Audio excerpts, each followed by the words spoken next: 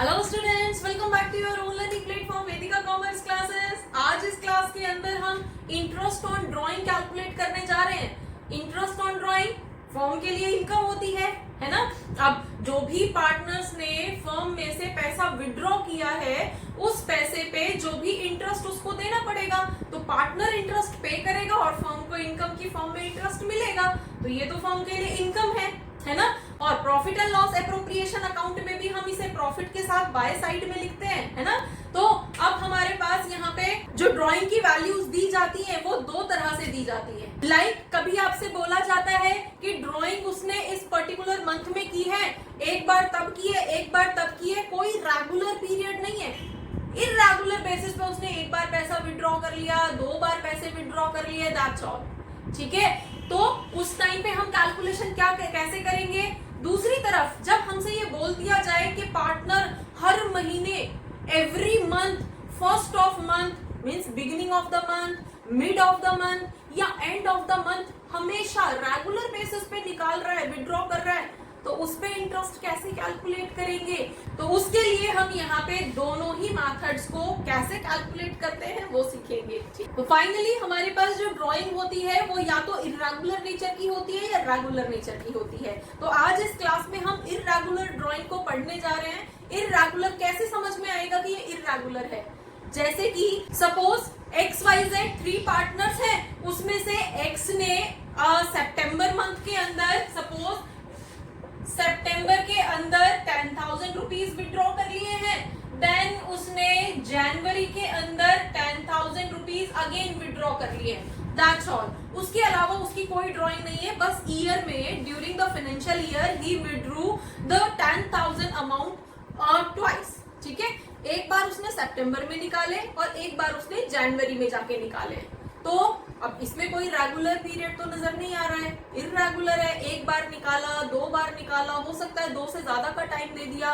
जैसे कि एक बार उसने अप्रैल में निकाल लिया, फिर उसके बाद उसने जून में निकाल लिया, फिर उसके बाद उसने सितंबर में निकाल लिया, उसके बाद उसने जनवरी में निकाल लिया। इस तरह से कोई भी एक टाइम ड्यूरेशन सेम नहीं है। तो हम इर्रेगुलर कब बोलते हैं, जब कोई भी पार्टनर पैसा विड्रॉ कर रहा है और उसके बीच में जो भी विड्रॉल टाइम है उस टाइम के बीच में सिमिलैरिटी नहीं है। जैसे अप्रैल में निकाला उसने और उसके बाद में जून में निकाल लिया, तो सिर्फ 2 महीने का गैप आया। जून के बाद उसने सितंबर में निकाला तो जून, जुलाई, अगस्त, सितंबर 3 मंथ्स का गैप आ गया।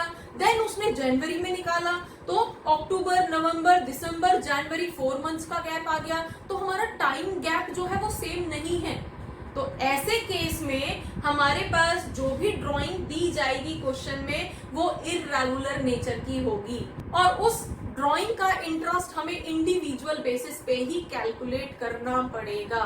जैसे कि अगर हम यहाँ पे IOD 5% का चार्ज करते हैं, ठीक है, तो यहाँ पे फर्स्ट जो उसने 10,000 रुपीज सितंबर में निकाले हैं, 5% के अकॉर्डिंग कितने मंथ्स का इंटरेस्ट लगेगा। सितंबर से लेके सपोज फर्स्ट सितंबर को ही निकाल दिया है तो सितंबर, अक्टूबर, नवंबर, दिसंबर, जनवरी, फरवरी, मार्च, 9 मंथ्स के लिए इंटरेस्ट कैलकुलेट करोगे। ठीक है, तो इस तरह से हम यहाँ पे वैल्यू कैलकुलेट कर देंगे और हमारे पास यहाँ पे इंटरेस्ट की वैल्यू आ जाएगी। 375 रुपीज का इंटरेस्ट होगा जो ड्राइंग उसने सितंबर में की थी उस पे। ठीक है, अभी हमारे पास जनवरी वाली ड्राइंग बाकी है तो जनवरी में उसने फिर से 10,000 रुपीज निकाले हैं और 10,000 हमने यहाँ पे अपनी कन्वीनियंस के लिए लिए हैं। हो सकता है उसका अमाउंट भी डिफरेंट हो। ठीक है, तो अमाउंट सेम है या डिफरेंट है उससे कोई फर्क नहीं पड़ता। फर्क किससे पड़ता है, उसके टाइम इंटरवल से, उसने कितने गैप के बाद निकाला है। तो अगर ये टाइम इंटरवल उसका सेम नहीं है तो उस केस में हम उसको इर्रेगुलर ड्राइंग बोलते हैं। और अब यहाँ पे अगेन 5% का लगेगा, लेकिन अब कितने मंथ्स के लिए लगेगा।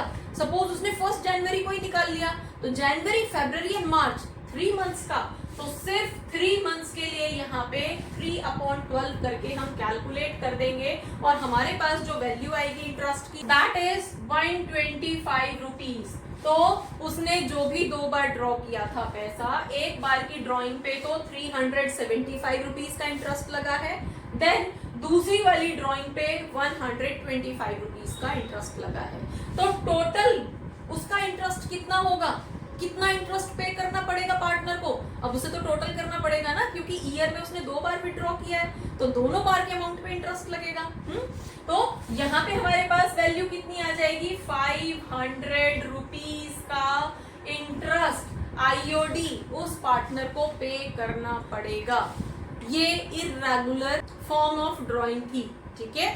जब हमारे पास टाइम गैप, जो भी पैसा विड्रॉ हो रहा है, विड्रॉ करने में टाइम गैप अगर सेम नहीं है, तो वो पीरियड या वो ड्राइंग हमारे लिए इर्रेगुलर ड्राइंग बोली जाती है, ठीक है। अब रेगुलर ड्राइंग को किस तरह से कैलकुलेट करते हैं वो हम अभी नेक्स्ट क्लास के अंदर करेंगे।